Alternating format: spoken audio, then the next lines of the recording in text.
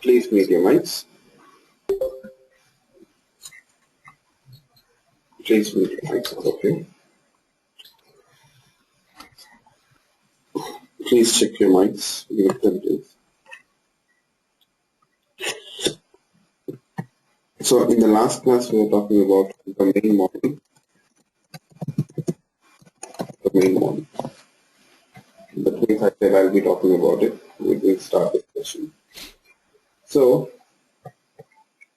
I have asked you people to go through this domain model, right? So have you people done that? So what is domain model?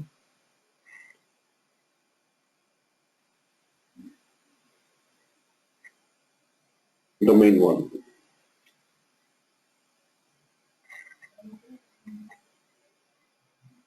Did you people check that once?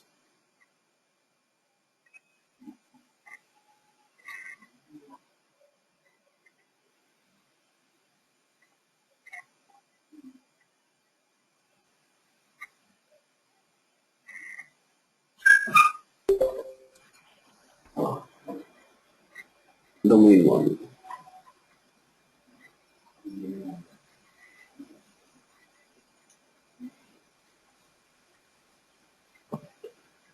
Yes. Have you people gone through domain model? No? Okay. I guess we can, you people might be busy. So no problem. I will give you people the definition of a domain model. Let's try to understand what is domain model. So in Hibernate, so I can say that you people will be working with domain model itself, the implementation of domain model. Okay, yes.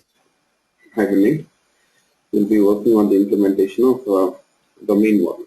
Yes. So here,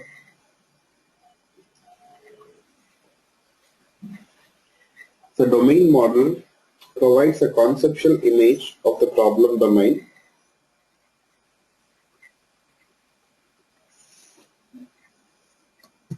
of the system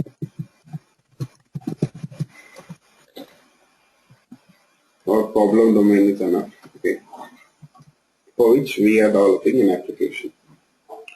It gives a conceptual image of the problem domain.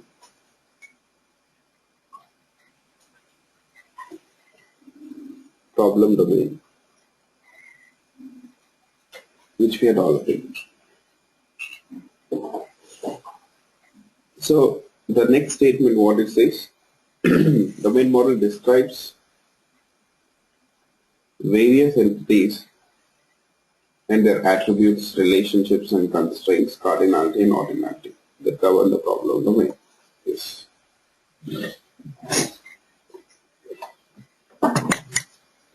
Okay. Yes.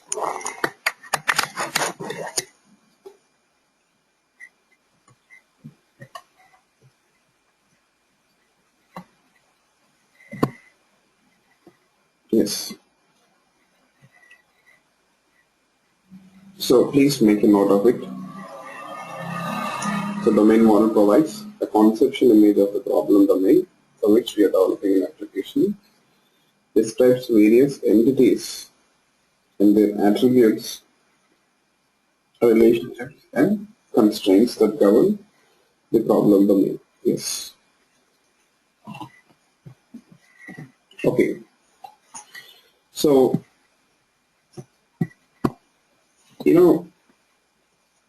this is how we define a domain model. This is how we define a domain model. Now the thing is,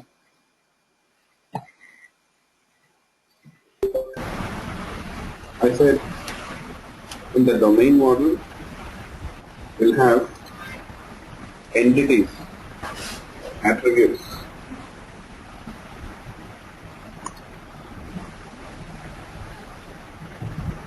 the domain model will have entities, attributes, and entities means what are entities? Can someone try to think about these entities? What are entities?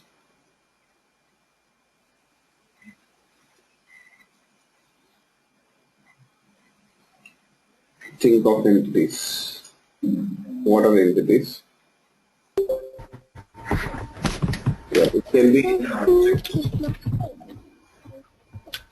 in terms of Java. When we talk about Java, they're nothing but objects, I can say. Yes, they're nothing but objects.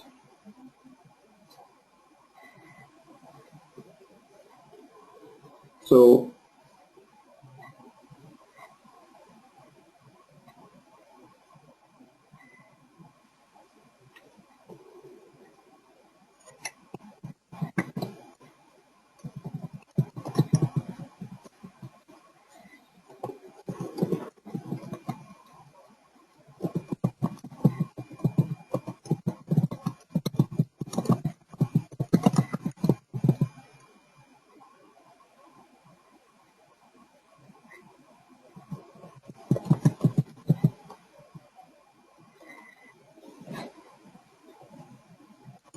just okay.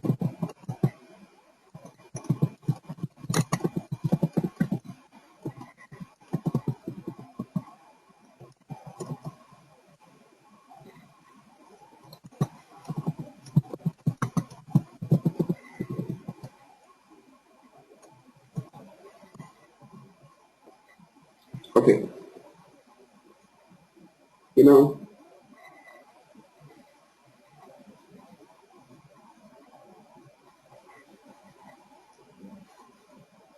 here when I say domain, the term domain,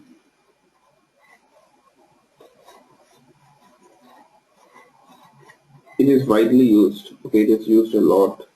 Even you might be hearing this term a lot, right? So what is a domain actually? What do we mean by domain?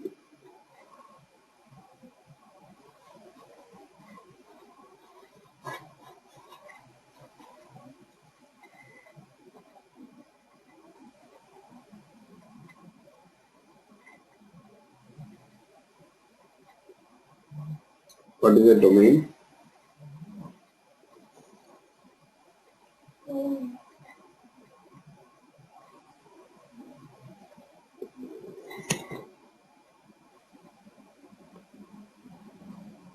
Okay, I can say yes, a business, the problem area for which we are developing the applications, right?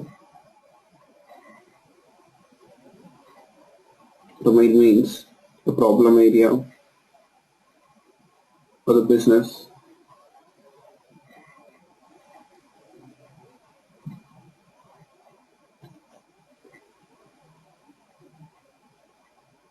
for which we are developing the applications here. Yes.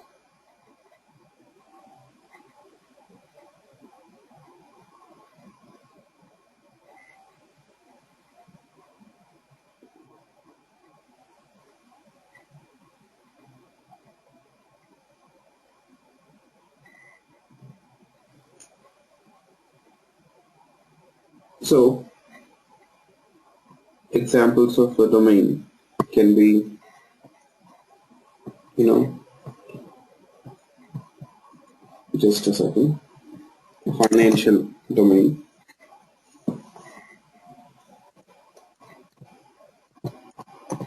like mutual funds, stocks, and all such things, right? Banking domain, what else? Can you people name some domains?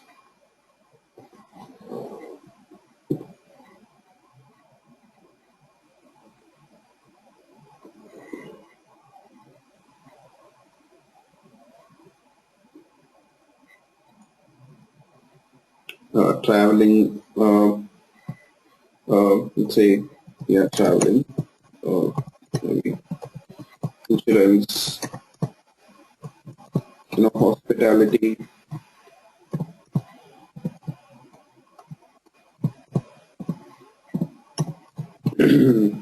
health, retail,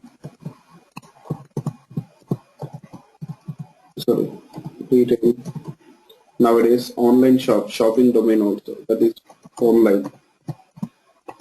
So you see, logistics, telecom.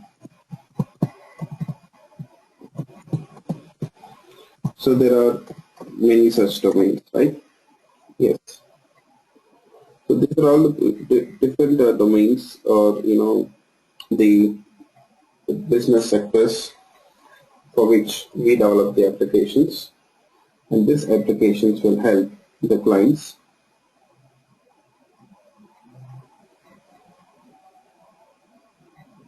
in executing this business, or to run business, and to help them in the day-to-day business activities. Yes, to help them in their day-to-day business activities. Yes,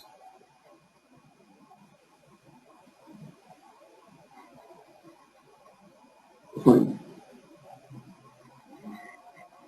So now we will consider one of the domains. So the well-known domain, which you people are very much familiar. Okay, yeah.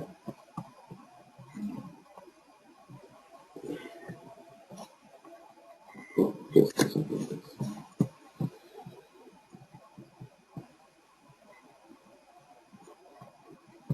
Now let's consider online domain. Okay, yes.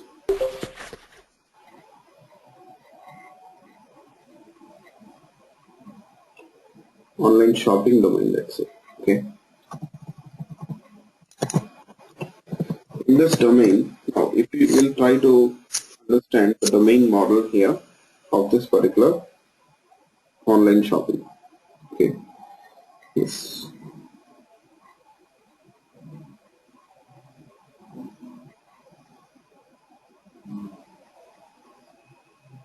Yeah.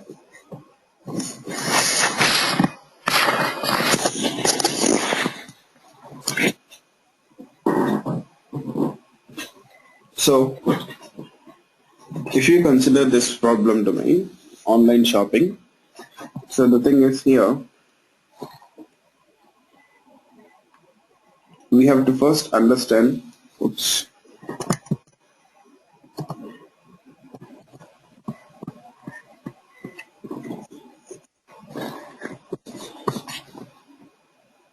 just a second.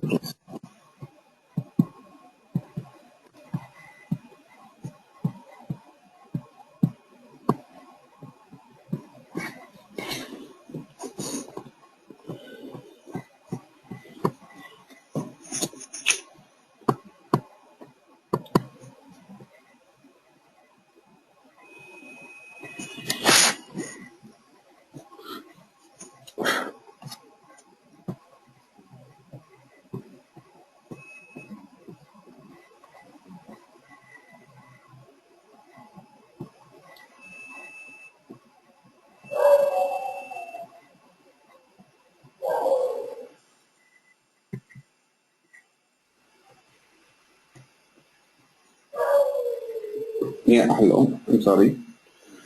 So I lost the connection for a while. So hope you people are able to hear me, right?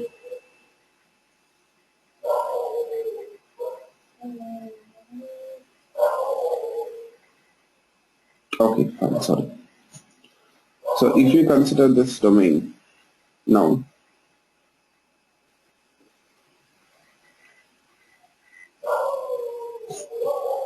you know how it works here in online shopping site. So a lot of activity goes on here. You'll find that in the online shopping site, you'll have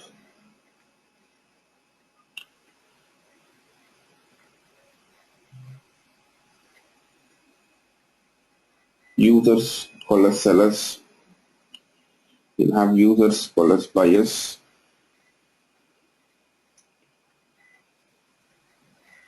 and you'll have various activities which they perform Like for example, when we talk about the users called as sellers. So they place the items for sale. Users called as sellers, they usually place the items for sale. And when we talk about users called as buyers, they are interested in buying the items which are placed for sale. Right? Yes. So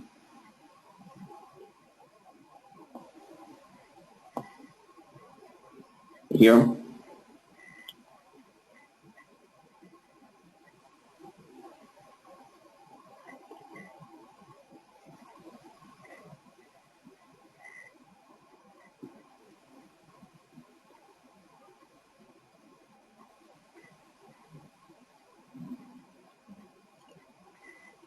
if the buyer is interested in buying an item, buyers, they can buy the items. Few items are directly placed for sale, and few items might be placed for, what is it?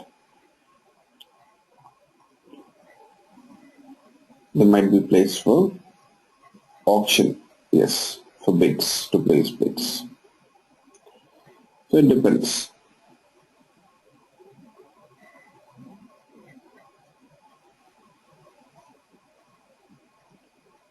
Here,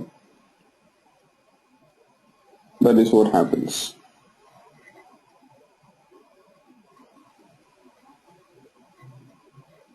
Okay, now this is the activity which goes on.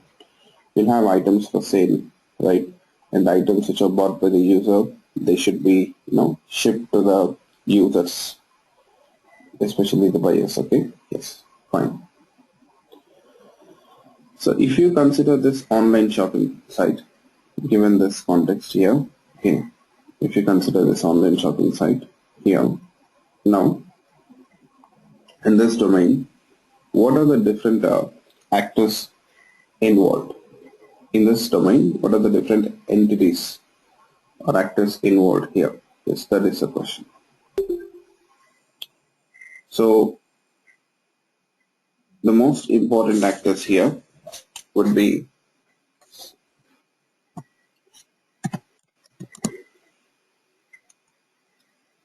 buyer, sorry, these actors, they play a key role, their entity objects, seller, and now you people tell me what are the other actors that you got here.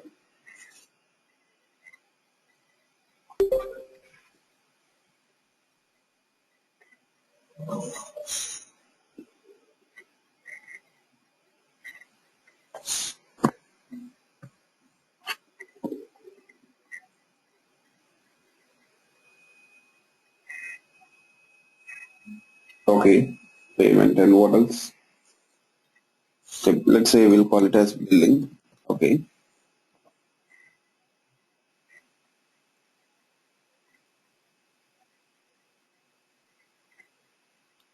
Okay. Shipping, I want an object. Yes. Not objects. Identify the object's product, or let's say the item which is placed for sale. Right. Yes. And what else? Manufacturer details will be part of the item, or you can have another class for it, right? Yes.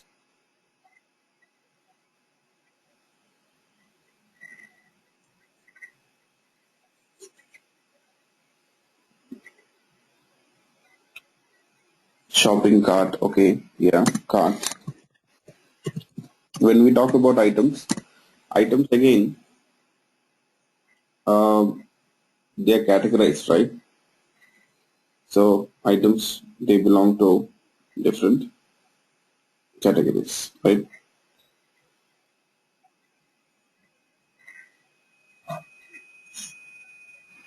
Items, they belong to different categories.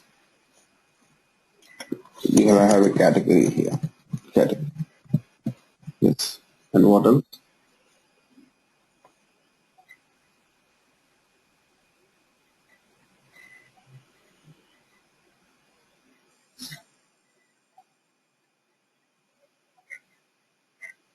Each item, it belongs to a category, right?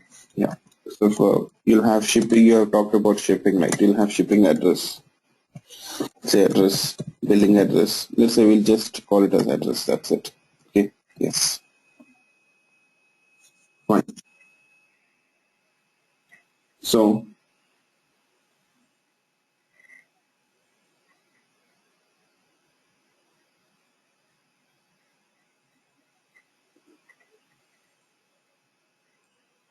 this way you'll find that there are several entity objects involved here, right? Yes. You see, when we talk about domain model, it describes the various entity objects or domain objects also. You can call them as domain objects also. Okay. It involves various domain objects here. And the attributes of them, you see, the second statement which I gave you people, just a second,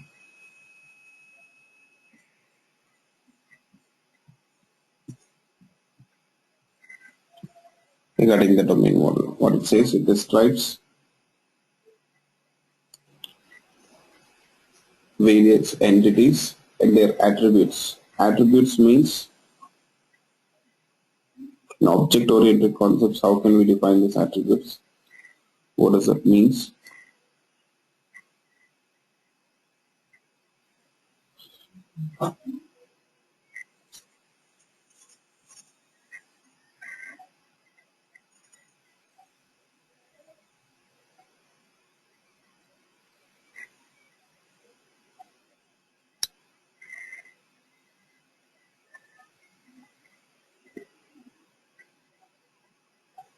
Attributes means, in terms of object-oriented concepts, are nothing but the properties of an object, which describes the object. Attributes, they are nothing but they are properties of the object, which describes the object.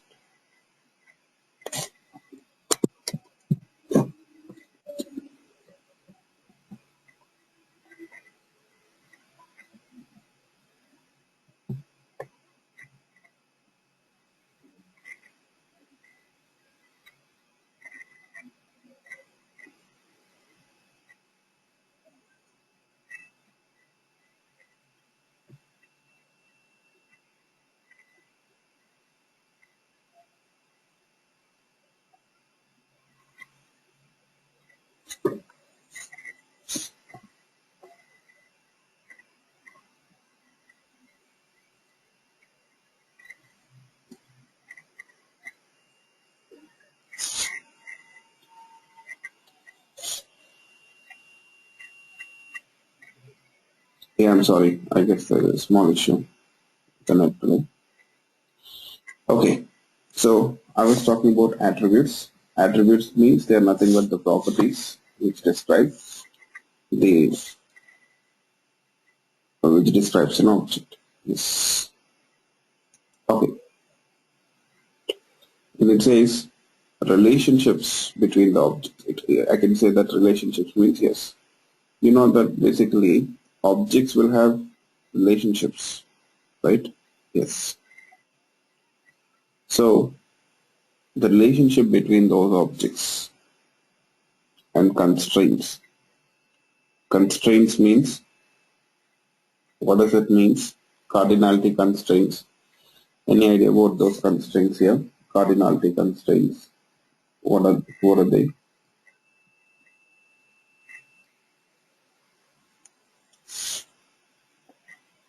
Constraints.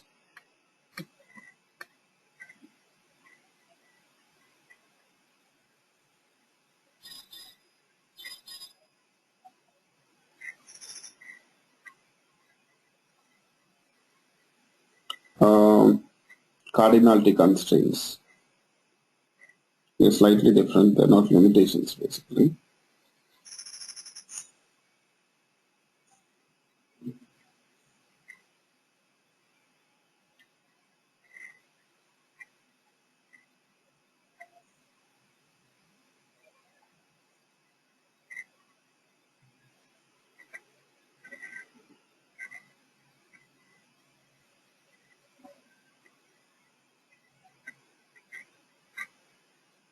Um, Cardinality constraints, I can say that, yes, they define the number of objects involved in the relationship or association.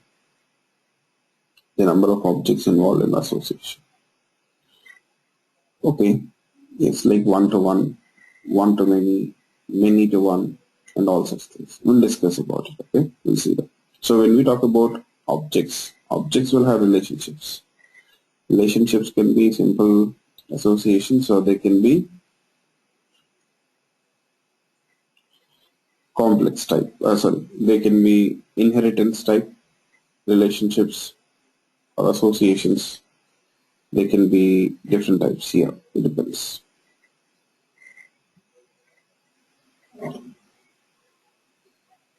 Now,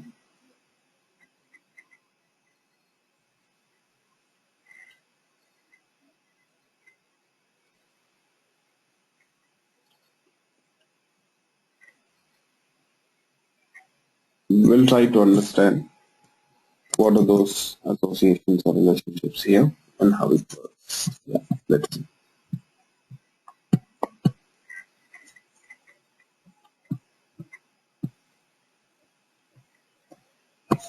So,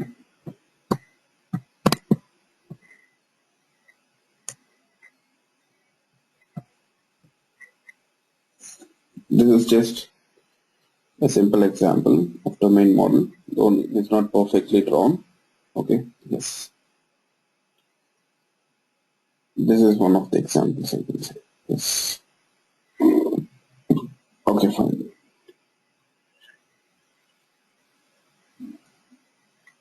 Here, you know,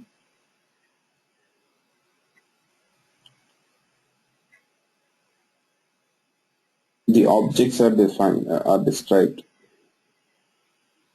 using the rectangular box. Yes. Like you say item, category, bid, even bid, we forgot about bid, seller, user, address, and you can have billing, but because of space issue I didn't do that. Even if you can understand this, that should be well and good. Yeah. Now, for suppose here on the extreme right side, you'll find that you have user uh, and seller buyer. Actually, the users,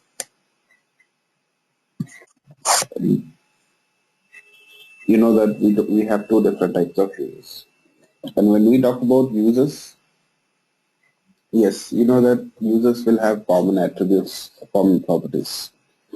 Because they will have common properties, you see what we did? We have described the association this way. So it's a relationship, right? So it's basically an inheritance relationship. So we have this, we can define it this way. We can describe that users this way, seller, buyer, they have got common properties which are described in the user. Yes. And users will have address, right? Yeah. User and address. Is it inheritance relationship? You know that seller user, seller buyer, sorry, buyer and user, it's an inheritance relationship. What about user and address? What about user and its address?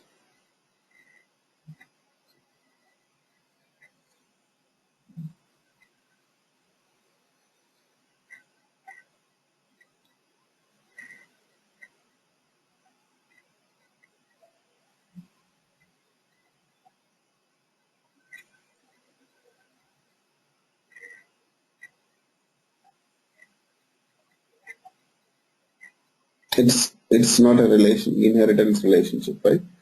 It is just an association, a formal association or a simple association. That's it. There's no inheritance relationship or association between those two objects. Yes, fine. Now,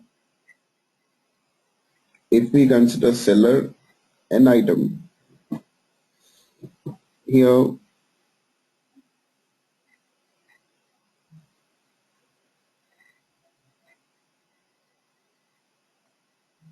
seller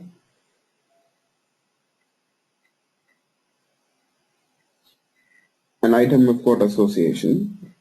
Seller basically places items for sale, right? Sellers, they place items for sale. That is how we can describe the association between seller and item. And you see again, this association which we consider seller and by item, if we talk about the cardinality, cardinality is also known as multiplicity here. Okay, yes.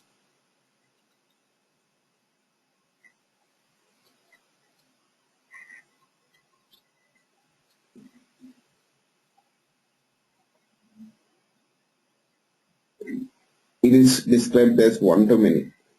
Okay, in this case, in this association here, you will find that it is described as one to many.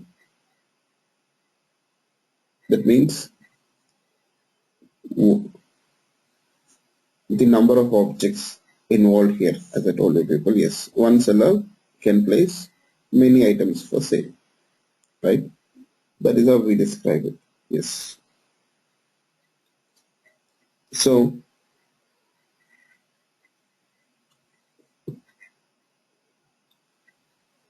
similarly, if you consider item and bit, you consider item and bit.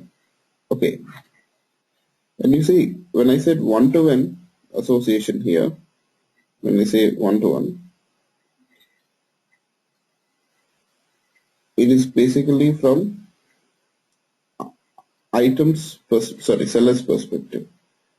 We are talking about the association from seller's perspective. That means you say a single seller can place multiple items for sale, right? A seller can place multiple items for sale. Yeah. Okay.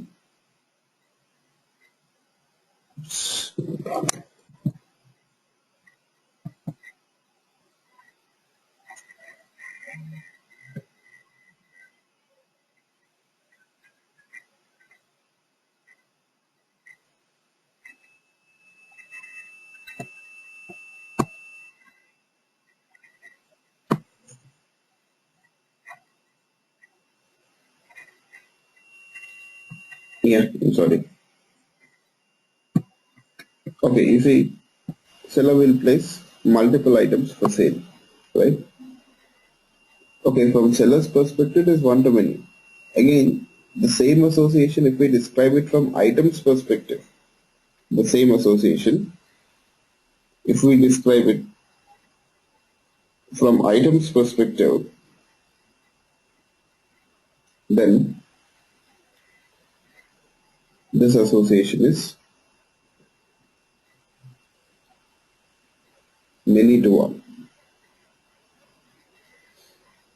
This association is many to one. Okay, yes.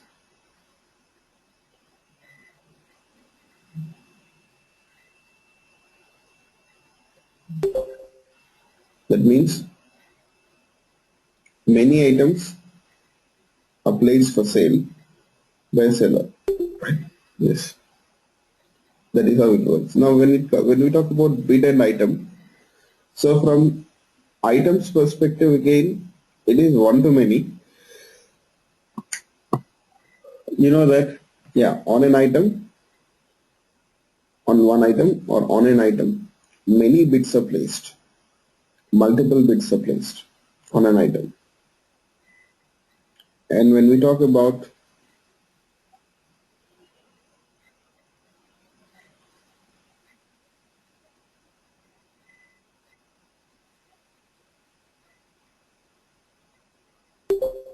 bits perspective, from bits perspective, you will find that the association is many to one again.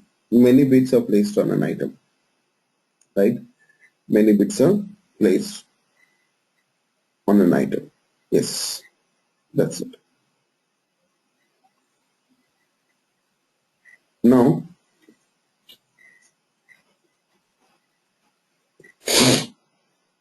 you got item and category, right? What is the association between item and category? Yes.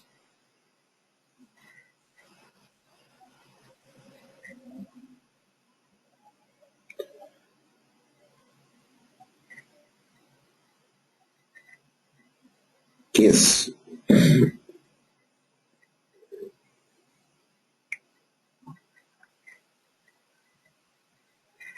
Many to many. So yes, in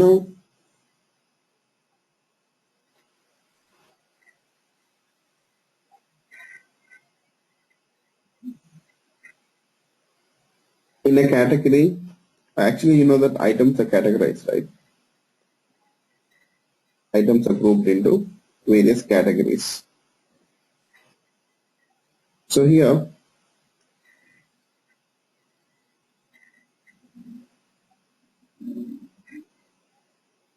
when we consider the item,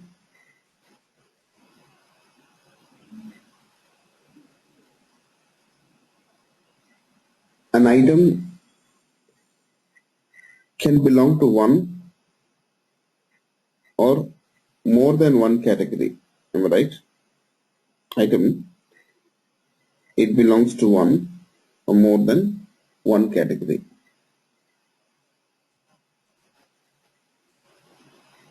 Okay. Item belongs to one or more than one category.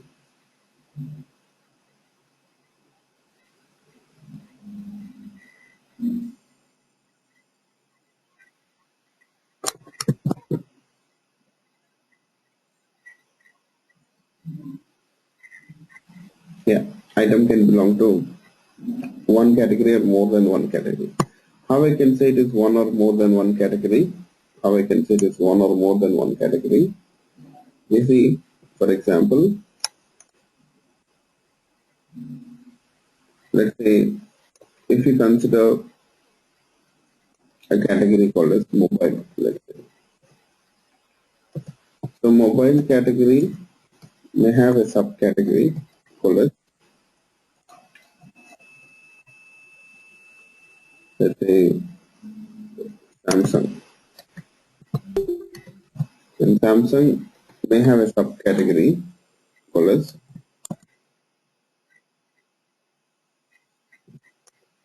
smartphones.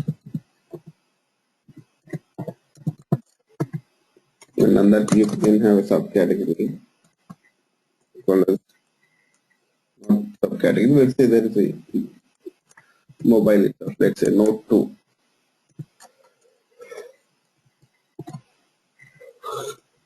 Okay.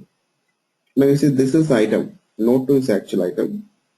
Now I can say that this Note 2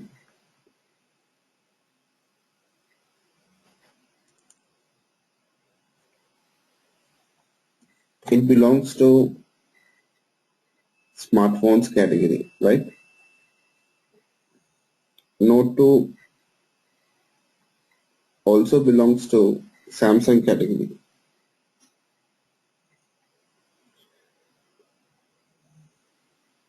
Note 2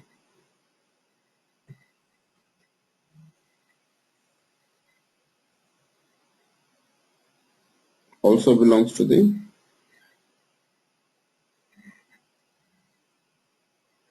mobile category. So that means Note 2, yes, it belongs to multiple categories here. So from items perspective, I can say that the association is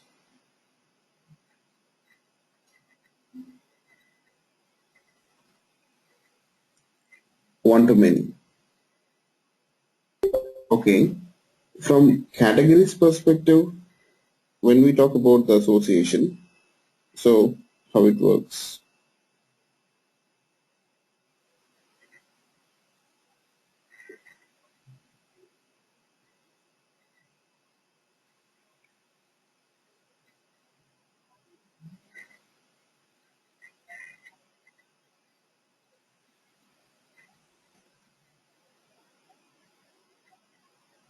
From the items perspective, it's one to many.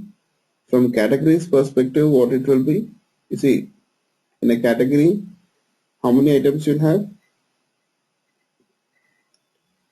More than one item, right? That means from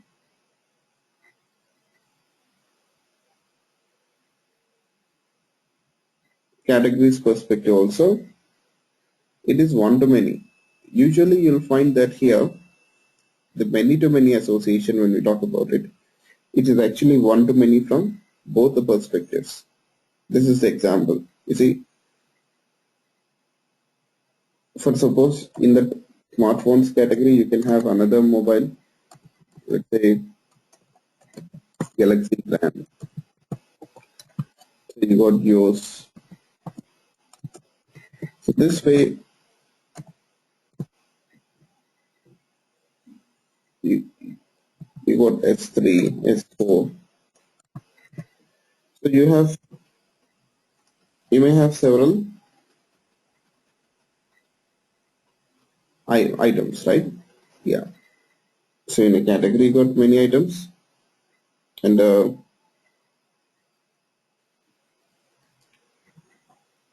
category belongs to, sorry, an item belongs to multiple categories. That's it. Okay, that is how it is described. Now,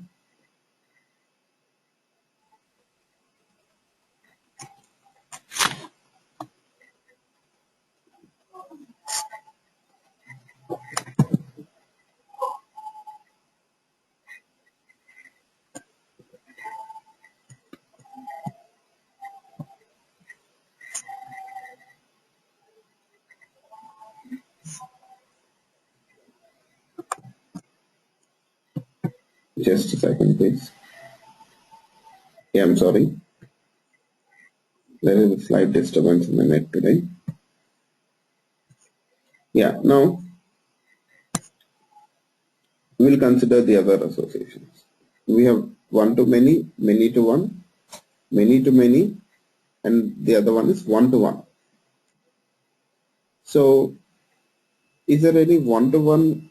Is there any one to one association here between the objects in this example? Is there any one to one association between the objects here in this example?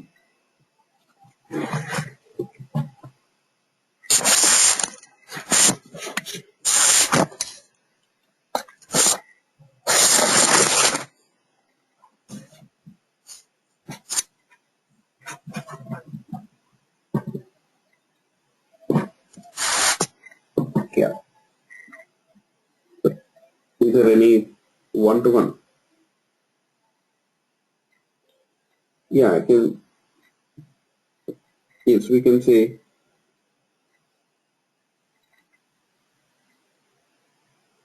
user and address, right? Yes, we can say user and address. The user has an address. Yes.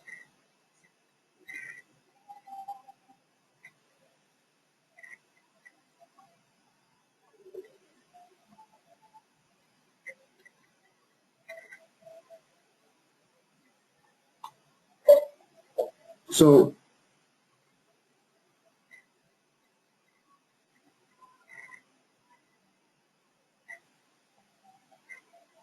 these are the various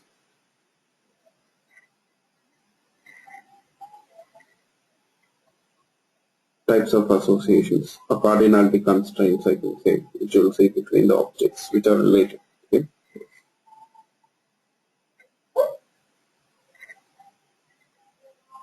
That is how it works. Okay, fine. Now, the thing is, why we are concerned about domain model here in Hibernate? Why we are concerned about domain model in Hibernate? What do people think? Why we are concerned about the domain model in Hibernate? Yes.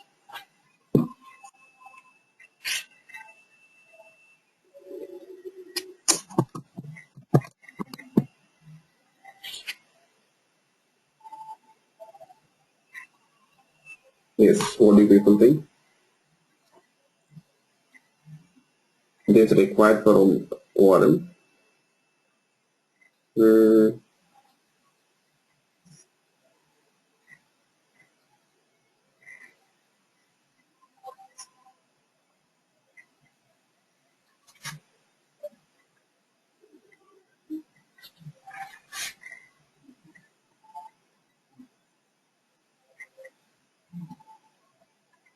Because you see, when we talk about the objects, and these objects have got some data, right?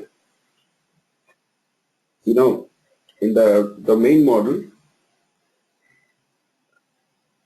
you'll be working with the data related to this, or in the application, I'm sorry, for which we develop the application.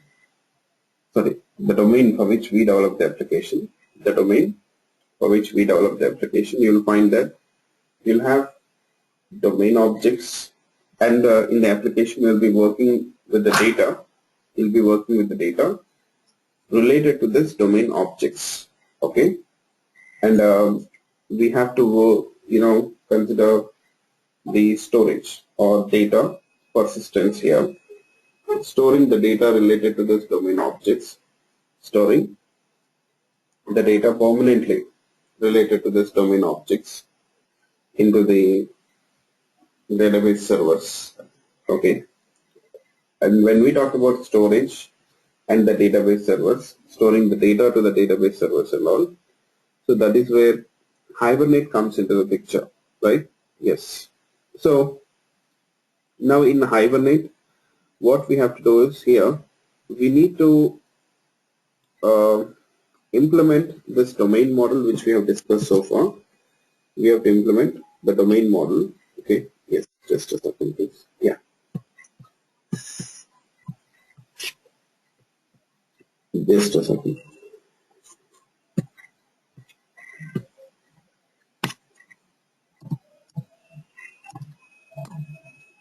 Just a second.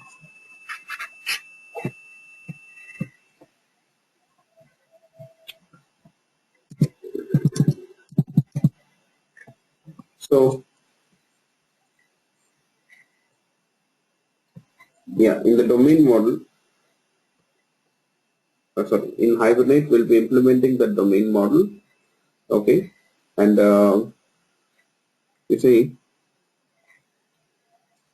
when we talk about implementing the domain model, we have to consider it from Java's perspective as well as from database perspective. In Java, you know how we represent those objects, right? Basically, what we'll do, we'll define a class.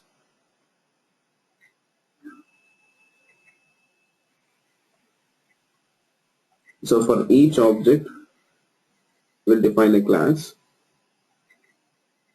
and we have to represent the associations between them. Yes.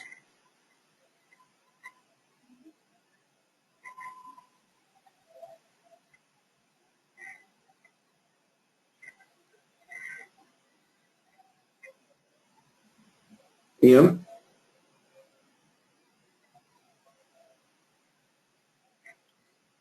for example, if you consider that item and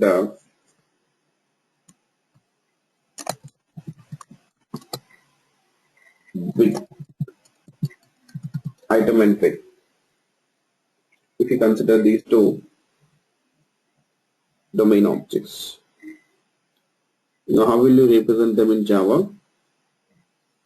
So how many classes do we need to define? So we have to define two classes, one for item and the attributes of that item object, properties of item object.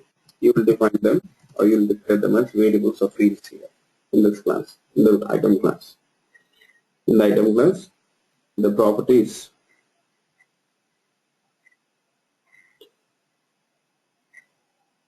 of an item, properties of an object are declared as variables. And the next thing is here,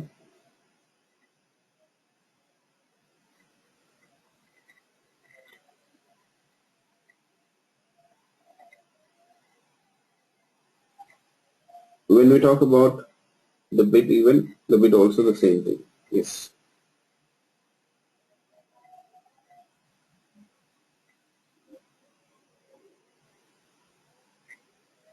But now the question is, how do we associate these two classes here or represent that association? How do we represent the association between the item and bit here in the class? Yes.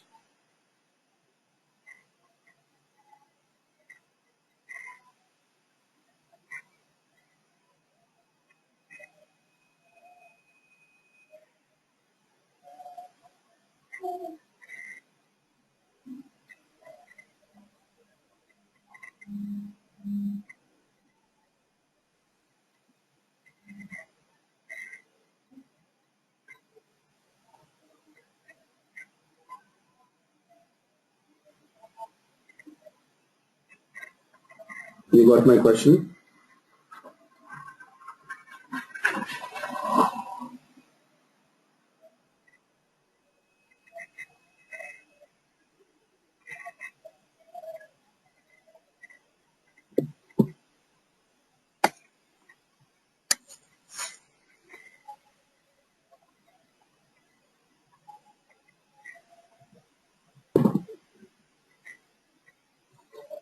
Come on.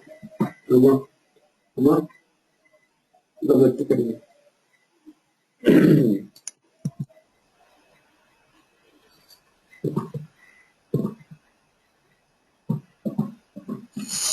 Yeah, I'm sorry.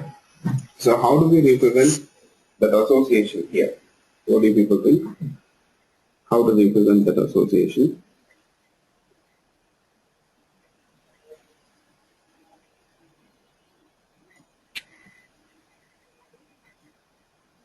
between these two classes? What you will do? Are you people able to hear me now? Hello?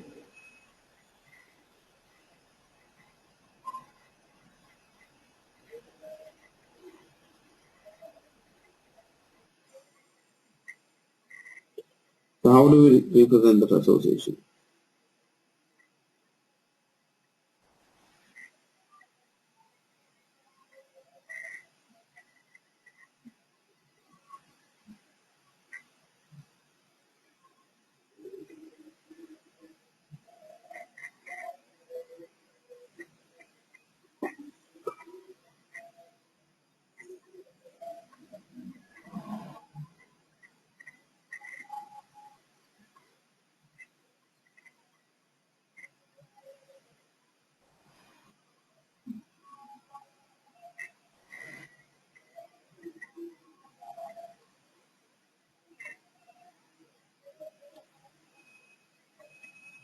So are you people thinking about it?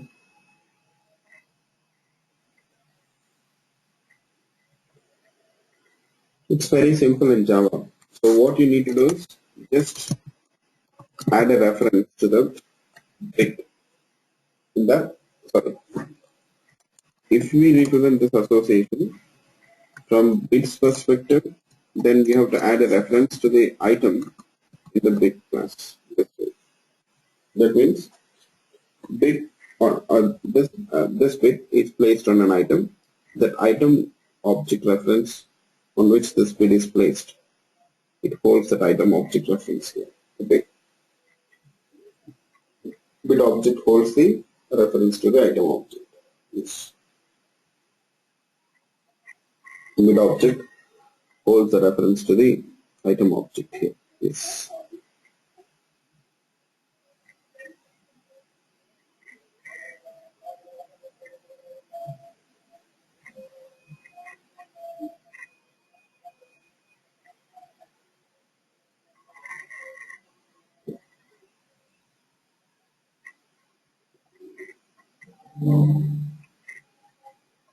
Okay.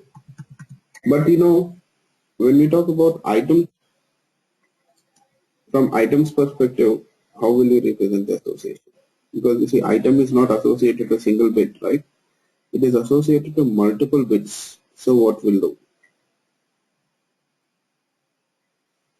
So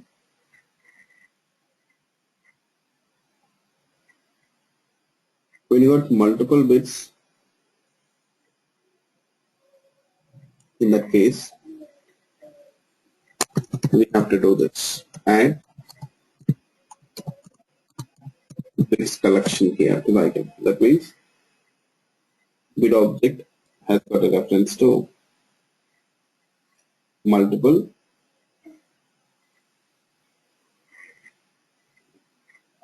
So item has got a reference to multiple bits. Okay, is associated to more than one bit. Yes.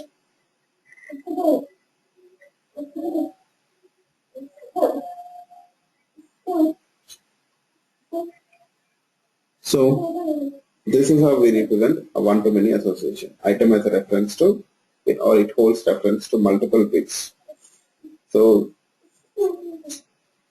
that is the association between item and bit, right? Yes. On an item, many bits are placed. So what bits are placed? All the bit object references are associated to that item now. Okay. Yes. Okay. Fine. So hope this is clear for you people, right? Anyone got any doubts in this regard? Please say yes or no. At least one S, at least if you can't type by yes, yes, at least letter S. Are you people comfortable? Okay, good. Hope everyone got it. Now the question is the same association, because okay, we are dealing with the data, right? So how do we represent this on the database side?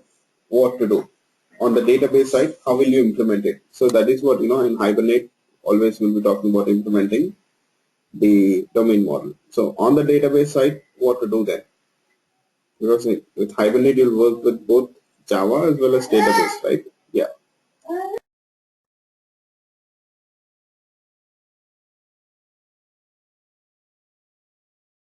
How it is represented? Sorry, how it is represented on the database side? What do you think?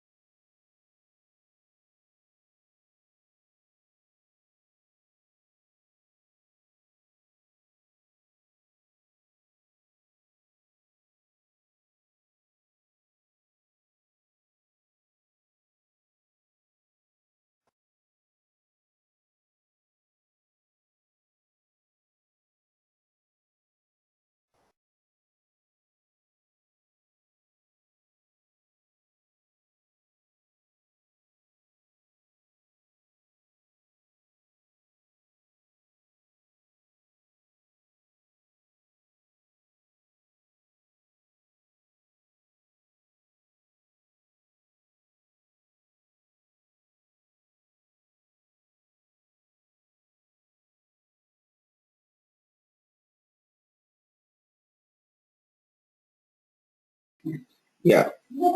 So I was waiting for your answer. I got only one answer. B dash. Okay, but how will you implement it overall? So how many tables do we need here? What do you people think? How many tables do you need?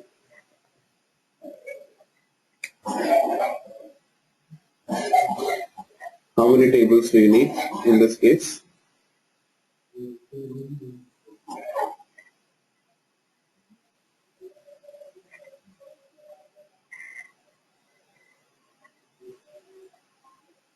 two tables. Yes, you see, you will find that the same association, if we have to represent it on the Java side, yes, you need two tables.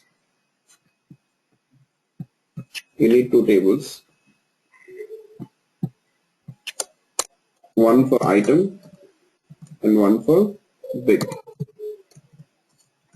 And in the item class, you have a primary key, you know that.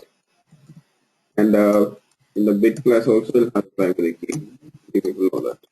Yes. And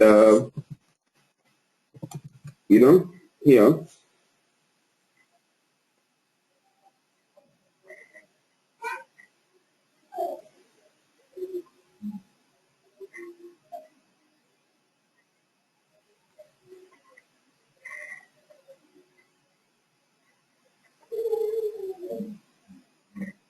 sorry. Now, we will associate these two tables using a foreign key. You people are aware of it. Now, my question is, the foreign key should be in which table? Item table or bit table?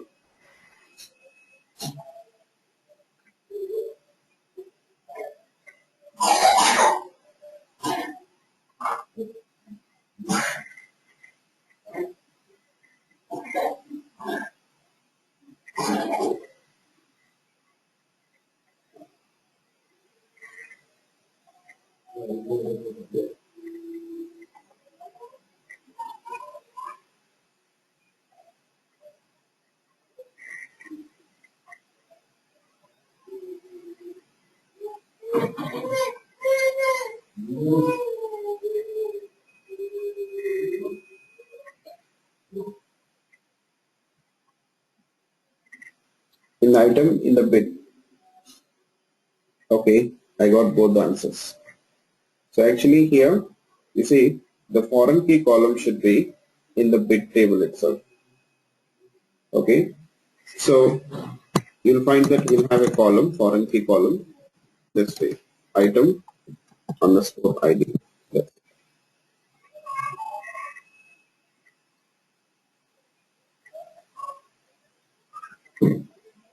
Okay, here, so for each bit now, we can assign an item ID to which it is associated. This is how it works. So the other way it doesn't work. For an item, you see, we will have multiple bits. How will you associate, multiple bit IDs to the same item? In a single record, it is not possible. Okay. Yes. So this is how you have to represent it. Okay. So this way, now, okay, we are just talking about two domain objects or entity objects, right? But do we have only two objects here? No, right? The thing is, you'll find that in the domain model, you have other objects also. For example, item is associated to uh, other objects. What are the other objects to which item is associated? Yes.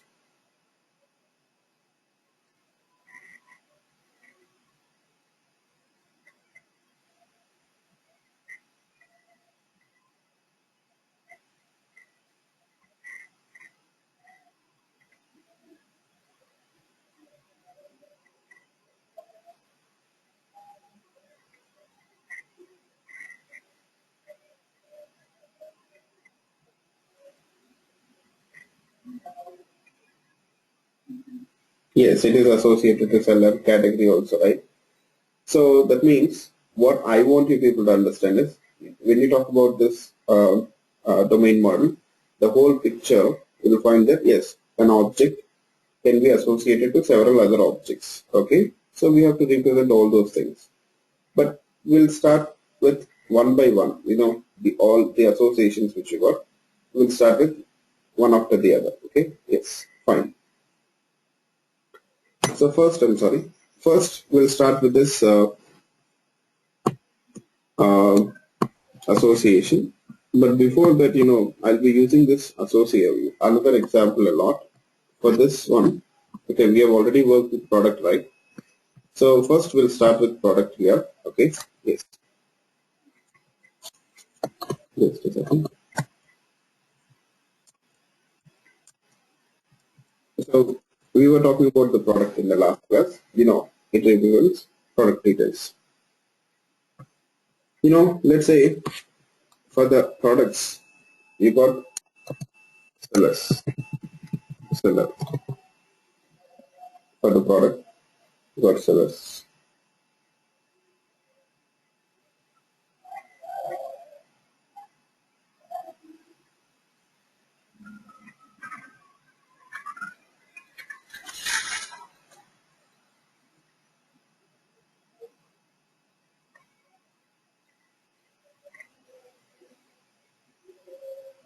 Okay. So,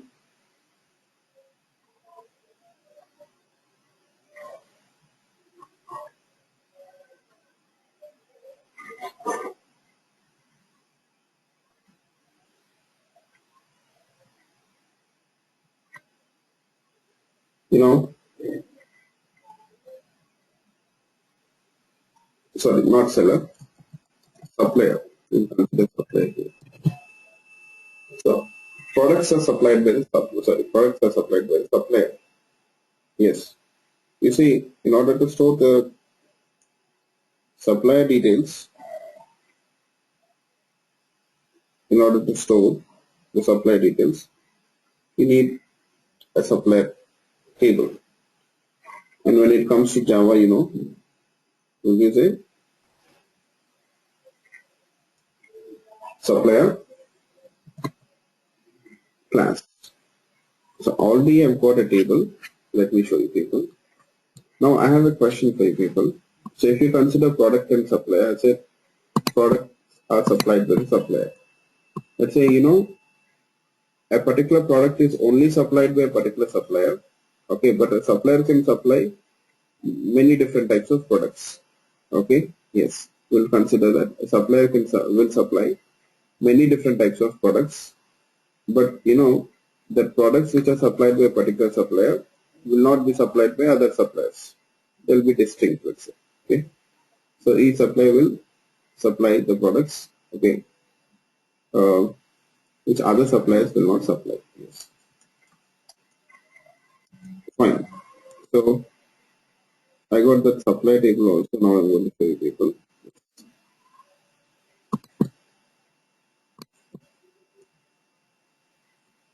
You see, you got supplier ID, the supplier table. It contains supplier details, the supplier ID and supplier name, let's say. Okay. Yes.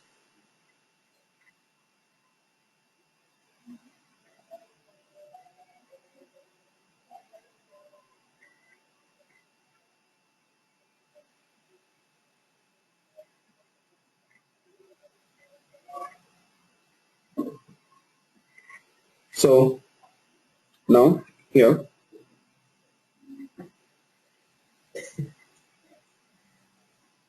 the thing is, what is the association between product and supplier? What do you people think? What is the association between product and supplier? Yes. What is the association between product and supplier? Yes.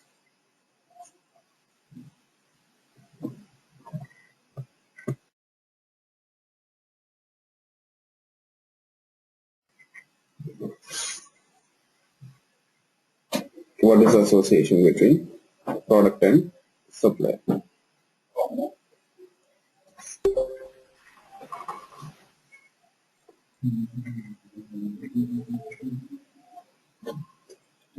Yeah. Give me couple of minutes, please. Give me a couple of minutes.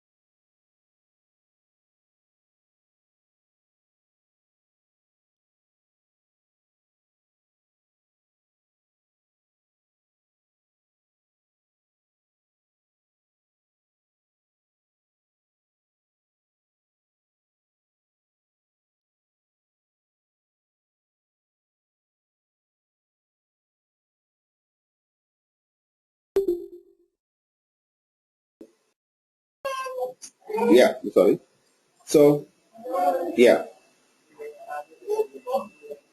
the thing is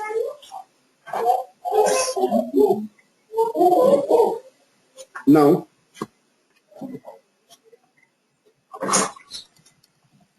the association between the product from the product's perspective, what is it? Is it one to many or many to one? From product's perspective.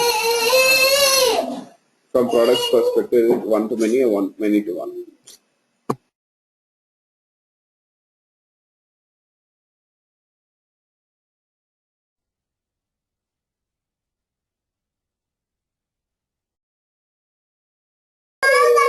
Just a minute, please.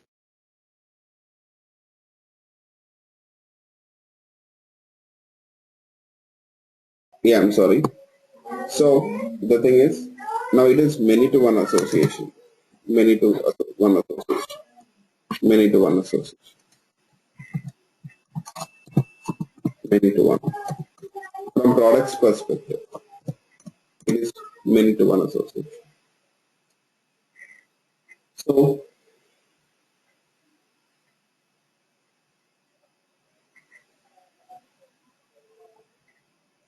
let's try to implement this, okay? Association between the product and supplier. Yes.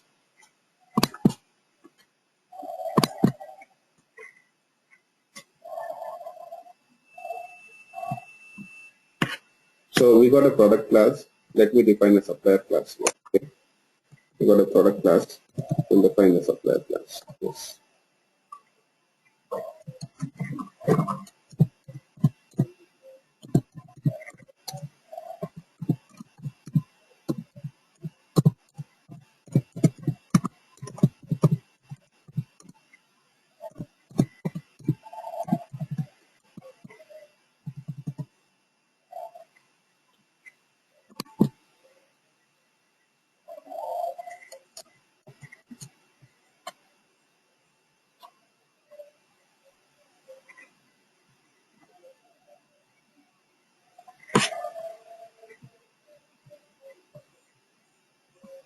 Okay.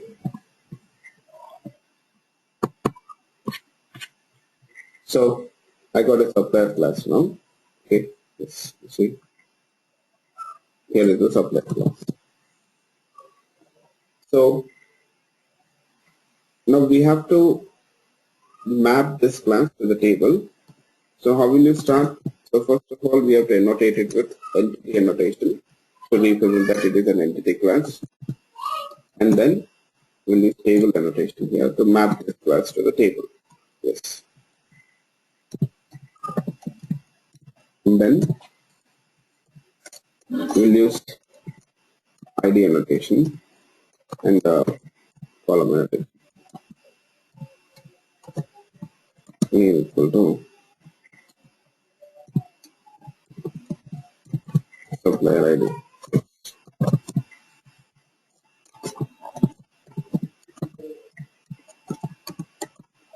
Name equal to supplier name. Yes.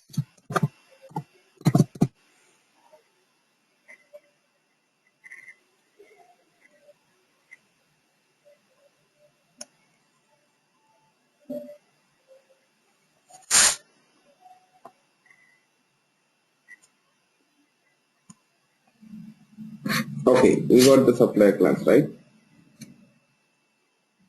No.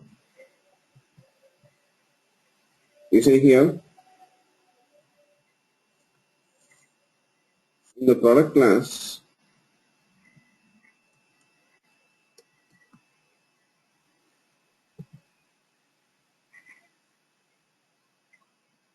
we will declare a reference variable of type supplier to represent that association. Okay, yes.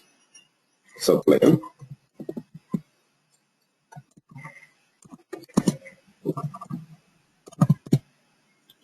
That means product object has got a reference to the supplier object here. Product object has got a reference to the supplier. That means product, it holds a reference to the object to which it is associated. That means which supplier supplies the supply details. That supply details will be stored in the supplier object, right? And that supplier object reference will be stored in the product object. Okay, this is how we'll associate that. And as I told you people, here it is many to one association, right? Yes. That means many different products, they can hold the reference to the same supplier. Okay. Or multiple product objects will hold the reference to the same supplier here. That is how it works. Yes. Okay, fine. Now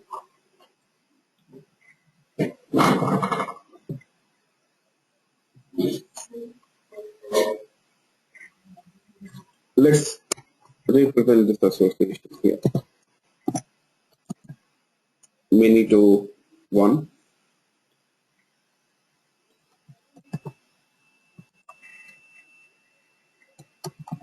Using this annotation, we'll represent it. Okay, at the rate many to one. Now, because this supplier property here, yes, supplier property itself represents the property which were declared in this class, product class. The supplier property here, it represents many to one association between the product and the supplier. Okay, yes.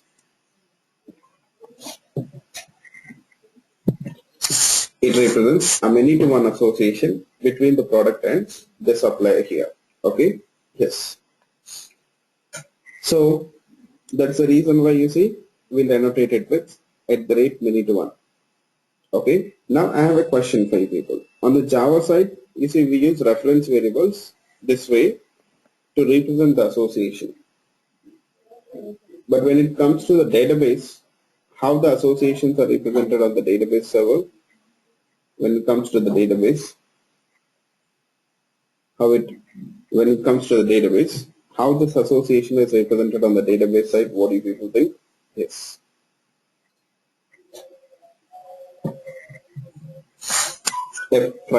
Foreign key columns, right? Yeah. Foreign key column is used for this purpose. Foreign key column. Yes. Right? So now that mapping details also, the foreign key column details also have to specify them. You know that foreign key column in the object relational mapping terminology, in the ORM terminology, it is actually called as join column. In ORM terminology, foreign key column is called as join column. Join column means which joins two tables, right? Which associates two tables. Join means I'm not talking about those joins here. Join means the foreign, which associates two tables. Okay, that is called as join column. That means the foreign key column. So what is the foreign key column name? Let's see. Actually, foreign key column should be in which table? Product table or supplier table? In many to one. One to many we have discussed. Now the foreign key column should be in which table?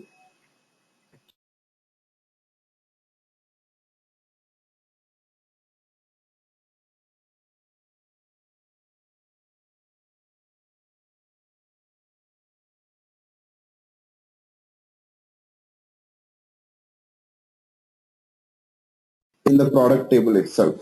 Okay. Yes, in the product table.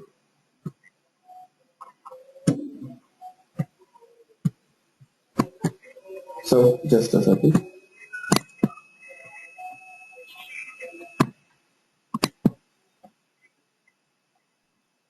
You see the last column here in this table, product table, you got product supplier ID.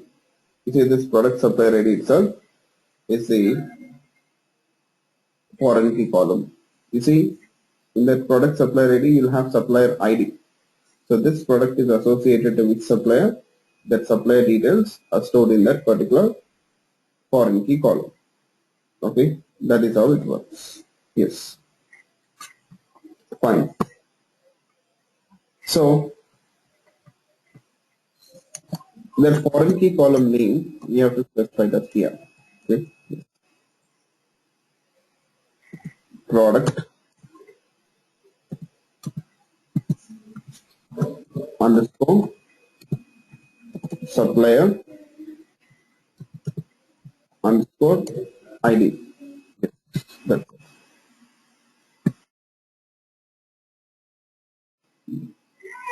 This is how it works. Okay, yeah. Just a second, please. Just a second.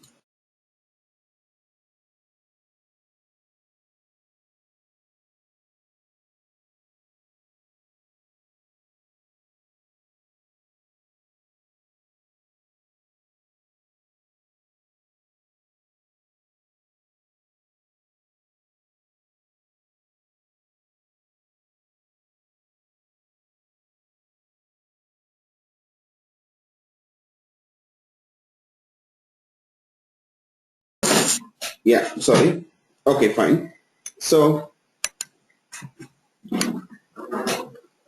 now we have mapped this to classes now. Actually, who will use this information? All this information. Who's going to use this information? What do you people think?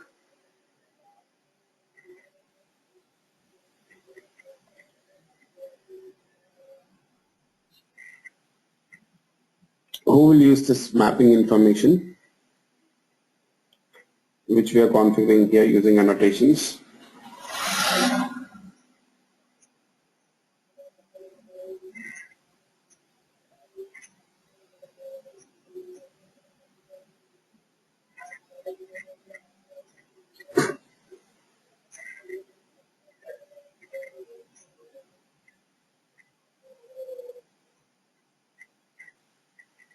Hibernate will use it. Okay. Hibernate framework will use it. Yes. Hibernate framework is going to use this information. Yeah. That is how it works. Okay. Just a second, please. Just a second.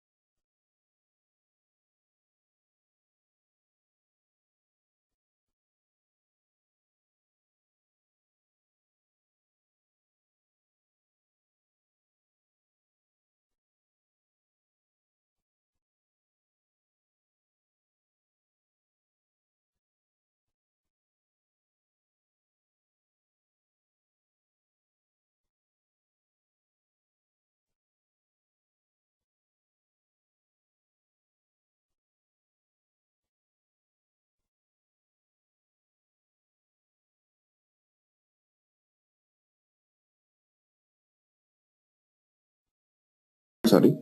So Hibernate will use this information because you see, we saw that we don't write any queries, right? Hibernate has to generate the queries. Hibernate should know with which table it is supposed to interact with, and Hibernate should also know the details about it should also have the details about the associated tables, right?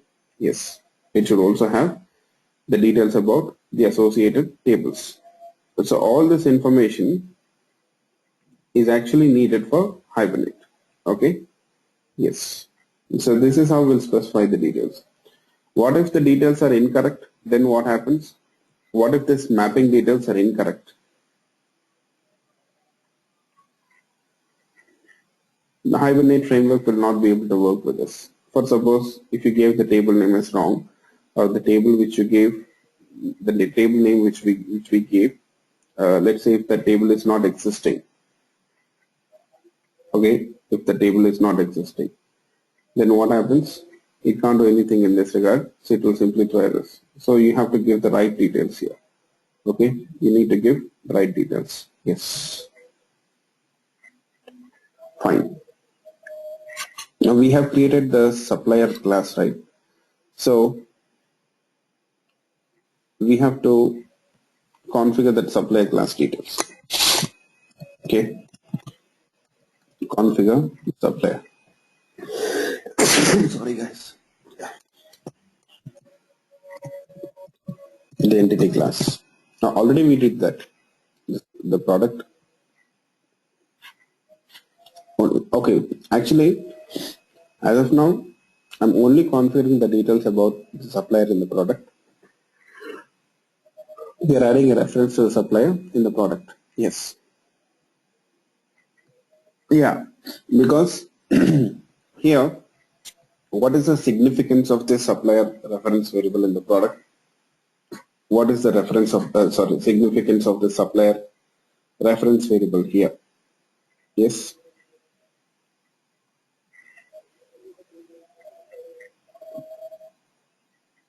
What is the significance?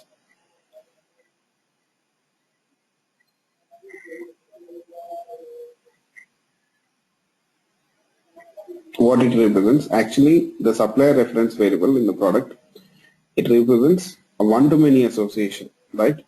It represents the association here between the product and supplier. Am I right? So that is what we are specifying here using that annotation many to one. Okay, it represents many to one association, right? I'm sorry, many to one. So that's the reason why here we have used this annotation many to one. Yes, yes, but from supplier's perspective, it is one to many. One supplier can supply many products, but from product's perspective, this product, how many suppliers are supplying it? How many products will supply this product? Only one supplier. Okay. Yes. Got it?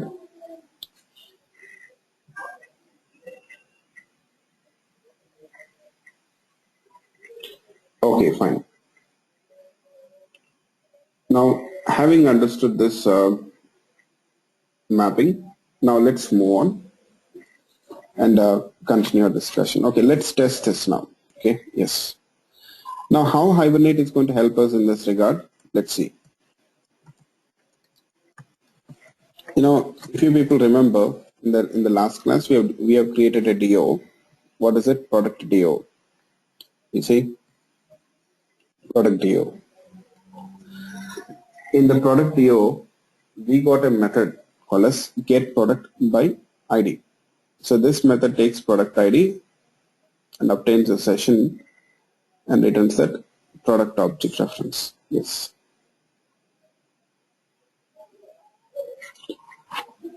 Now, what I will do is here, I'll fetch the product details first. Product DO dot get product by ID, and I'll pass the product ID here. Yes. So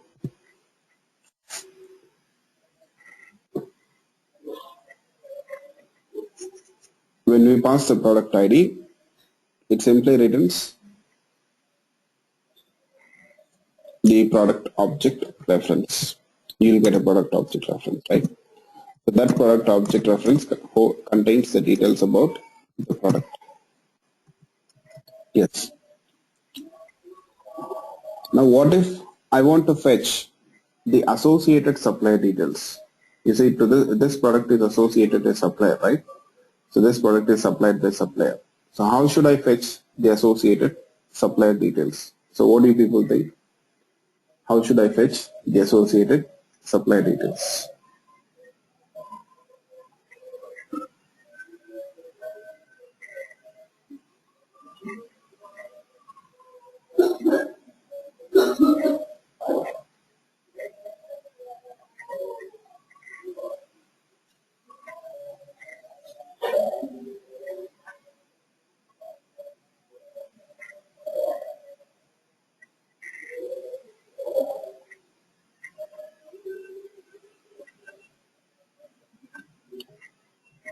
So the thing is here,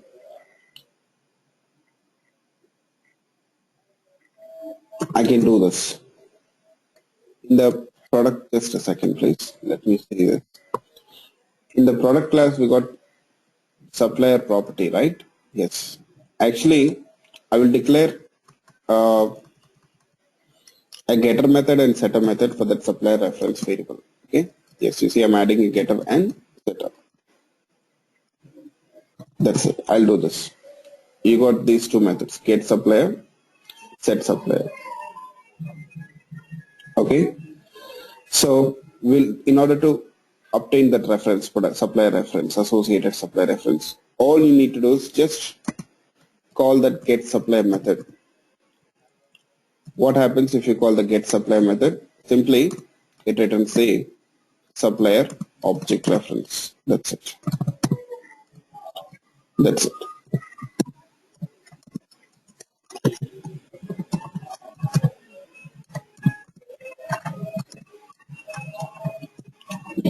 Supplier dot get ID and supplier dot get name. Yes. This way it works. Okay. Yes. So this way we can fetch the supply details. So already we got the product object reference, right? We can also print the product details. Product ID,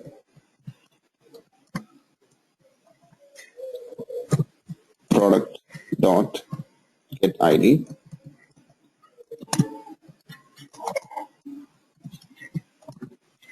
get name,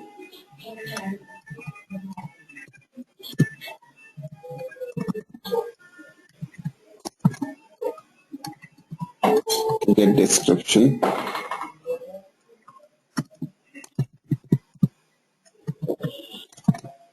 and price.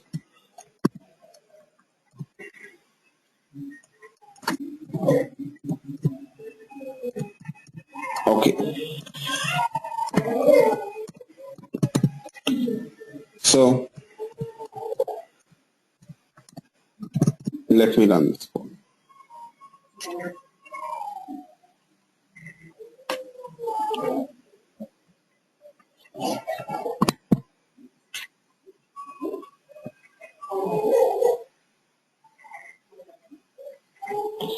You see, we got the product as well as the associated supply details.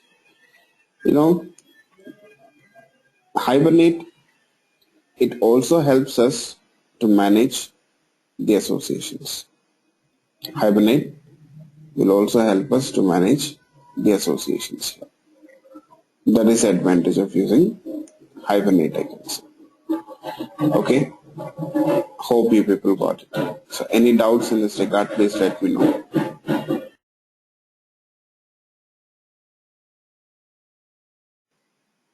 Yes, any doubts?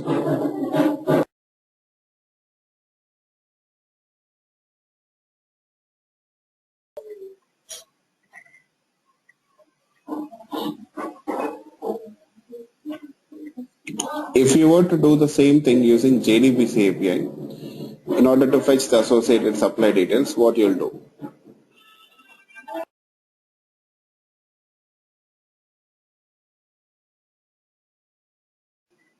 How will you do it?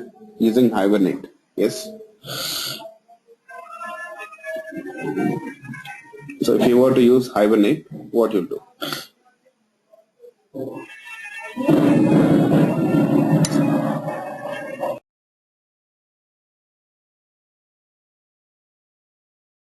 Sorry, not Hibernate, JDBC. JDBC, sorry. Just give me a couple of minutes, please. There is some disturbance. Just a minute.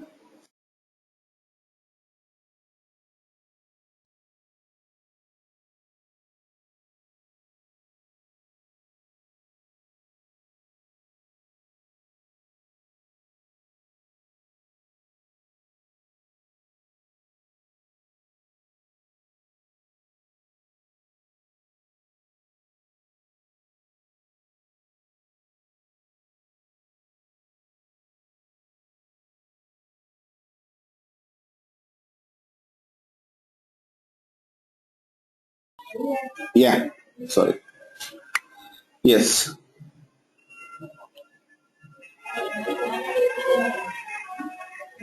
Yes, that's right. You see, we have to explicitly write the code to fetch the records from the product as well as the supplier, and we have to also deal with transforming the product record into product object, supplier record into supplier object, and we have to also store the product object reference in the supplier reference variable, right? Yes. Sorry, product supplier object reference in the product object, supplier object reference in product object, right? Yes. Okay. So all these things we have to explicitly handle it, but in this case we are not doing it. Basically, Hibernate is taking care of those things. Hibernate will take care of those things. Yes. So this way, Hibernate is very helpful for us, okay, to manage the associations and all. You know, one important thing, Hibernate internally uses JDBC API itself. Hibernate internally uses JDBC itself. Yes, that you people need to understand. Okay, fine. So now we have gone through many to one association here. We have gone through many to one association, right?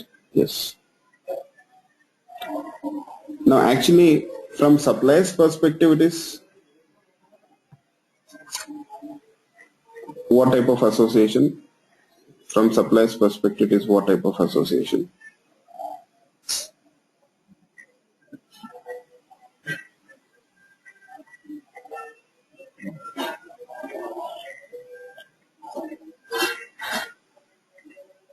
One to many, right? Yes. Now, how do we represent this one to many association here? What to do? I didn't configure the details here, right? You know, so far, if we leave this association like this, okay, we can do that. You see, I don't need to add the product reference in the supplier, okay, but for some requirements you need to do that, okay, but it is not mandatory that always you should have the reference to each other. See, it is not mandatory that product should have a reference to the supplier and supplier should have a reference to the product. But one is mandatory. Any one of these entity objects should hold a reference to the other one if you want to represent the association, right? Yes. At least one of the entity objects should have the reference to the other entity object to represent the association. But it is not mandatory that both the entity objects should have references to each other, but it will be requirement in few cases, okay? You may need to do that in few cases. Actually, if you leave this example like this here, I can say that this association which we have represented now, so this is many to one, you people know that from product's perspective, and actually it is called as a unidirectional association. Associations are directional again. Associations are actually directional. Yes. So this association, now I can say that it is actually a unidirectional association. Unidirectional association. Yes. So unidirectional association means I'm saying that the association is unidirectional.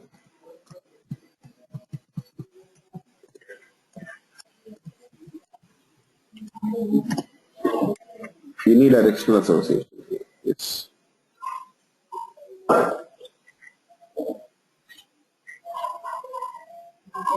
Okay. Unidirectional association.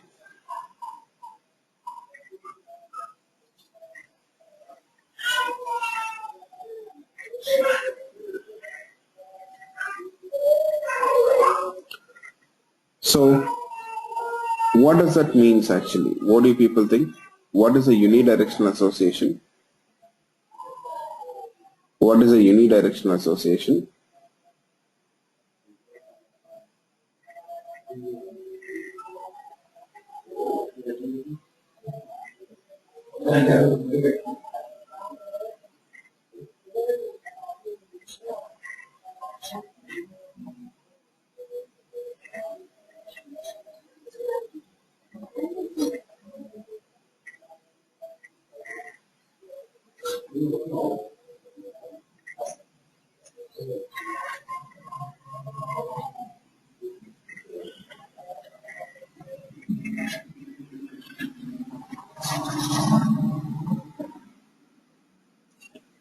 Only one-way transmission. Okay. You see, yeah, in this case, you will find that only one of the entity objects has got a reference. You see, only product class has a reference to the supplier. Only product has got a reference to the supplier, right? Yes. Only product has a reference to the supplier.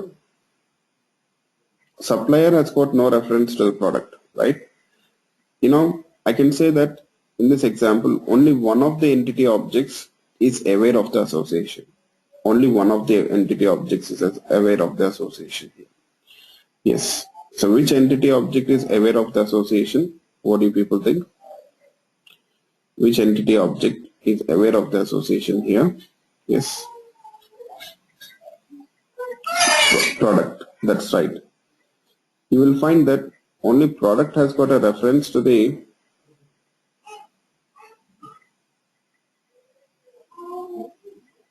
supplier, but supplier object has got no reference to the product here. Supplier object has got no reference to supplier product. So that means given a supplier object reference, let's say you have been provided supplier object reference, will you be able to obtain product object reference? Will you be able to obtain product object reference? Yes.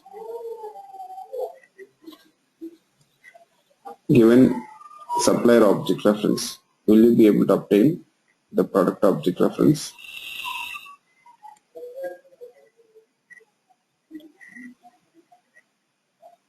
We can do that?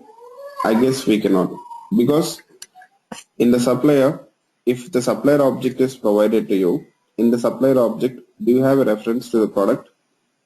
In the supplier object, do you have a reference to the product? No, right? We don't have a reference to the product. Then how will you obtain the product details given a supplier object? So it won't be possible. Okay? So that is what happens with unidirectional associations. The associations, you see, in case of unidirectional associations, this is what happens. Okay, but given a product object, can we obtain the supplier details? Yes, you can do that. Given a product object, you will be able to obtain the supplier details. Yes, we can do that. Yes.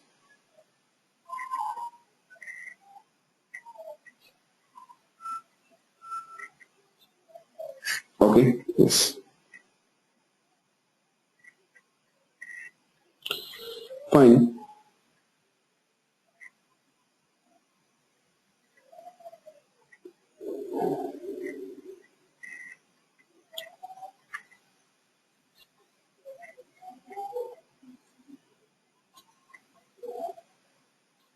So, if you want, you can make this association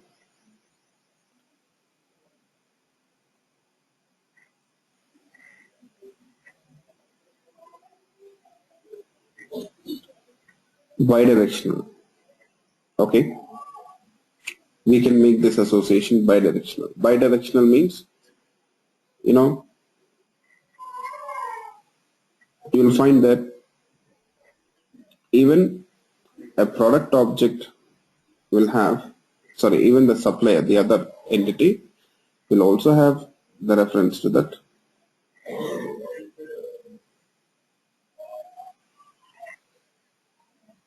product. The supplier object also will have a reference to the product. That means each entity object will have a reference to the other entity object. Okay, each entity object will have a reference to the other entity object here. That's it. So let me do that. In the product class, sorry, in the supplier class, we'll add the supplier reference variable. You see, we'll do this. Yes, let me do this. That is what we'll do. Sorry, just a second. In the supplier class, we have to have product object reference, right? But the thing is here, when we talk about this association between product and supplier and product, you'll find that it is one to many. That means one supplier is associated to multiple products. One supplier is associated to multiple products. Yes.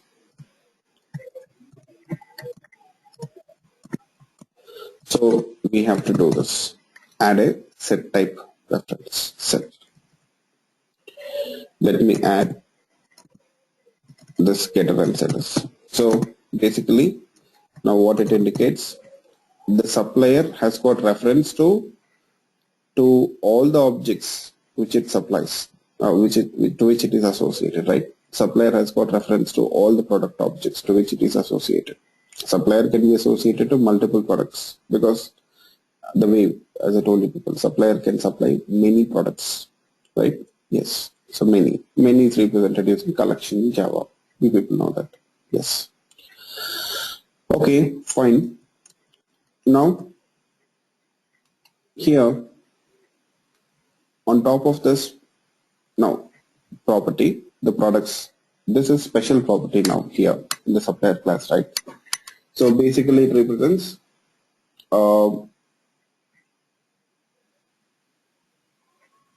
many to one association. It represents many to one association.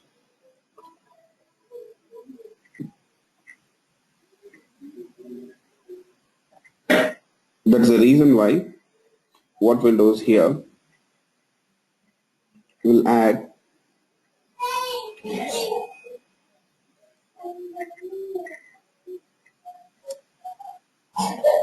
this annotation on top of it, at the rate many to one, sorry, one to many, at the rate one to many. And regarding the join table details, you see, we have already configured the join table details here, right? So what we'll do is, we'll not configure the join table details again here in the supplier class. So instead, I'll use this attribute called as mapped by, and we'll specify this property name, supplier reference variable name, the supplier reference variable name. I'll configure it here this way. What it indicates, this indicates that already we have configured that join column details on the other side. So Hibernate can use this reference here to check the details, mapping details. Okay. Yes. So we don't need to configure the join column details on the both sides. And this also indicates that, you see, this is a bidirectional association. Already we got the mapping on the other side. This is a bidirectional association. Already we got the mapping on the other side here. That is what it indicates. That's it. Okay. Yes. Fine. So hope you people got it. So any doubts in this regard, please let me know.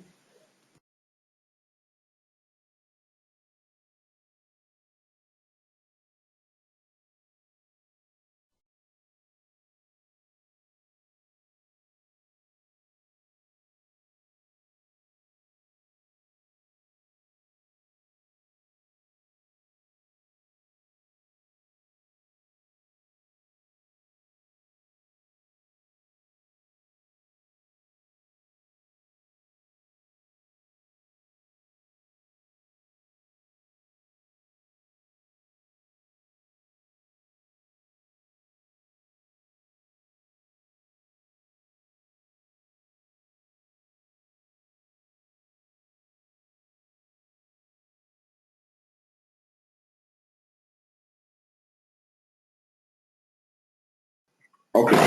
Now let's test this association here. Let's test this association.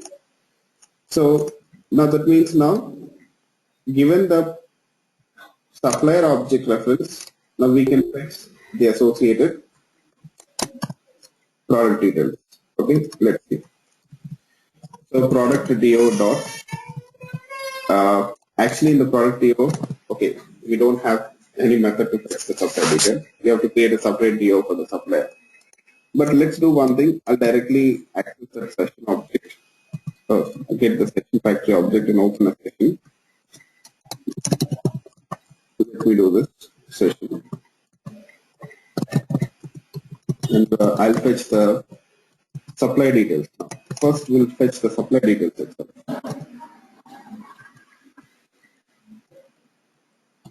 Now,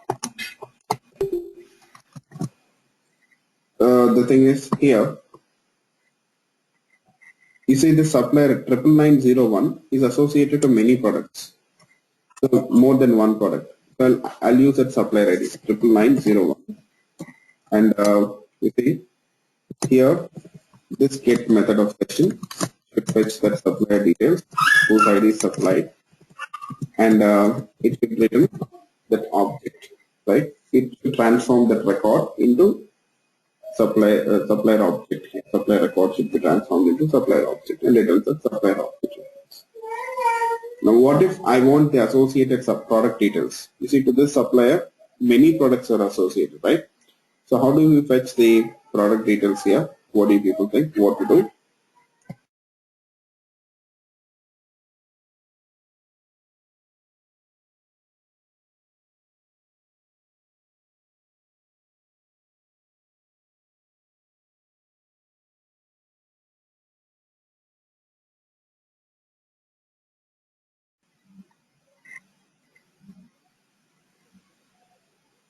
Yes.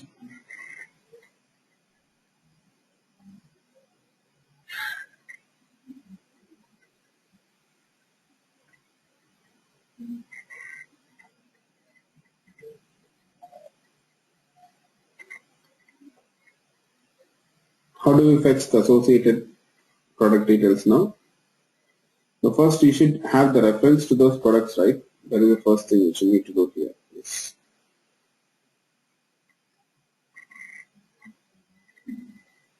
So hope you people got my question. So how will you obtain the product details now? So what to do? You see in the supplier class, you got a reference to the products, right? Set of products or collection of products. So all you need to do is supply dot get products. This is what you need to do. So it returns set of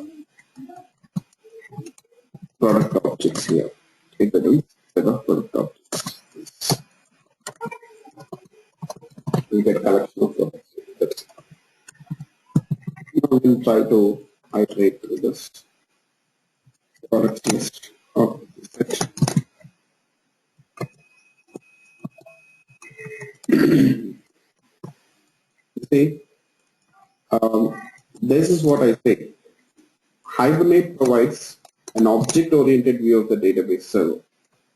You see, as a Java developer, we'll be working with objects always, right?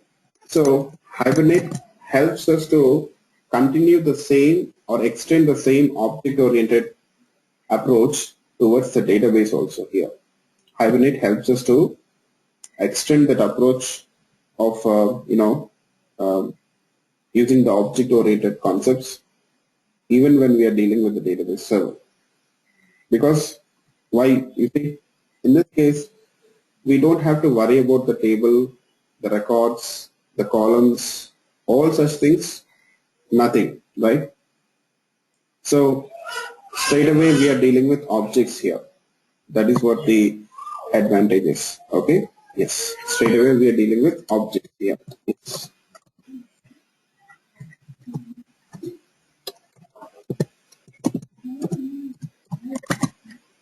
Okay. So let me run this code.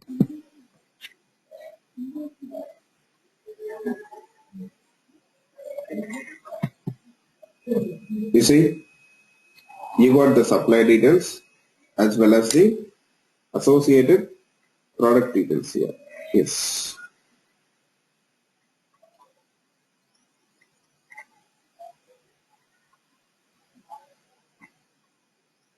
Hope everyone got it. Yes. Is it clear for you people?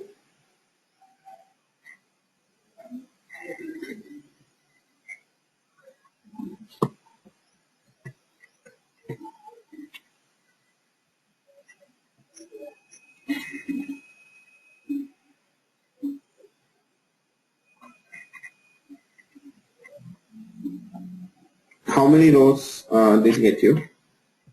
These are the supply records. Yeah. No, actually, Hibernate won't be responsible for managing the database server. That means data can be added to this database server from different sources. Even through the Hibernate, we can add it. Okay? Yes. The thing is, your database can be already existing. Okay. For suppose there is a client for whom you are developing an application. So that client wants to extend the application or develop a new application altogether to help that client in their day-to-day business activities. So they already have clients or customers. The client have already customers and they got their customer details. Now you have to extend it. Now you have to develop a new application which will cater the needs of the business according to the changes. You know that every year, every day. So new business plans will pop up. They have to, or according to the change, even the business also should change, right? Yes. So according to the trend, the business also should change. So that way they may have already existing database. It doesn't mean that always will start from scratch. Okay. Okay, there can be few applications which we need to develop from scratch, but it is a rare instance as of now. Currently, but yes, that is also there. But always when we talk about database, who will manage the database servers? You'll have database server admins, right? Database administration is different again. So they will be responsible for creating the tables, schemas. Even though we developers sometimes will be assigned the task of creating the tables, schemas and all. But still, okay, we have to take their approval. So database admins will actually, involved in this regard. Yes. Okay. Hope everyone got it, right? So actually these tables also, I did create them. Okay. They are not existing in the database server. So if you want the schemas and all related to these tables, I can give you people. Okay. You got it? I'll give you the schemas and all. But usually we have to create the tables and all. Okay. Yes. That is how it works. Yeah. Yes, I will add them to the Dropbox folder. But today I need some time. Probably tonight, Indian time for me. Today, Monday morning, right? So tonight I will be doing it. Let me try to do that. So the thing is, I'll be traveling whole day, 5 to 6 hours. I have to travel today. So I'm actually in a different city. So I'm not in my hometown. So that's the reason why we got some disturbance here. So the thing is, once I reach home, so I'll be doing it. I have to travel. So today I'll be traveling whole day. So I'll make sure that once I reach home, so I will add all those things. Okay. Yes. But it may take some time today for me. Yeah. So I'll stop it here today. Let's meet tomorrow and continue our discussion. Tomorrow we'll meet at our regular time, not 6 a.m. Indian time. Today we met at 6 a.m. right? So tomorrow we'll meet at 7:30 a.m. Indian time, our usual time. Okay. Yes. Fine. So